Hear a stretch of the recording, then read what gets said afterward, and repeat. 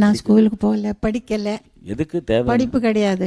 ஏதோ கடவுள் கொடுத்த கிஃப்ட் இருக்கு, பாடிக்கொண்டே இருக்கேன்.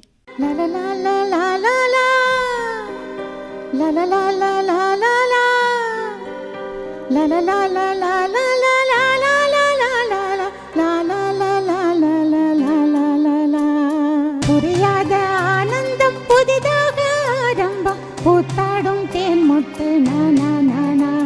ஒரு முறை உனது திருமுகம் பார்த்தால் விடை பெறும் உயிரல்லவா.